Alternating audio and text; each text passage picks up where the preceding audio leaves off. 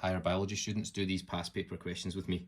So 23 says the graph shows concentrations of T lymphocytes and HIV in the blood of an individual following infection with HIV. Which row in the table shows the concentration of T lymphocytes and HIV in the blood of the individual 3 years after they were infected with HIV? Okay, so this is a tricky question because it's got this dual axis here, okay? And what we have to do is work out what's what before we actually answer the question. So the T lymphocyte concentration is the dashed line. That's the first column here, is the dashed line. And the second column, the concentration of HIV, is going to be the solid line that we can see here. Now the T lymphocyte scale is here and the HIV scale is here. Now it wants us to work out which row shows the concentration 3 years after they were infected with HIV. So that's right here. So let's start off with the T lymphocyte first of all. That's the dashed line.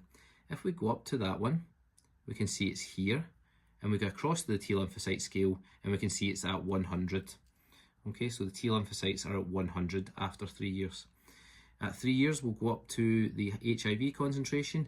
Now be careful to go to the HIV concentration scale, which is over to the right here. And we can see HIV is at 50 at that point. So that's going to be that one, okay? It's not going to be that one. So therefore the answer for this question is going to be A. 24 and 25 here. 24 says a patient was found to have a white blood cell count of 7,000. The ratio of phagocytes to lymphocytes was 7:3. Which row in the table shows the number of phagocytes and lymphocytes in a 10 centimetre cubed sample of this patient's blood? Okay, so 7,000 cells. We've got a ratio of phagocytes to lymphocytes of 7:3. What is going to be the number in this blood, right? So what we have to do is we have to multiply the 7 and the 3 by the 7,000. So the 7 times 7,000 is going to give us 49,000, and the 3 times 7,000 is going to give us 21,000. So that's what our ratio is going to be here, and that answer is going to be C for this one. Okay, question 25. Influenza is a public health problem every winter. This is due to changes in the...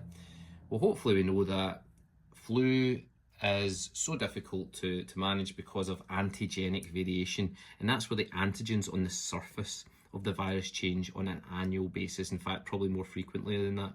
So 25 is going to be A, where the antigens of the virus change. And again, that's a straightforward knowledge question, hopefully. Okay, folks, hope that helped. I'll see you in the next one.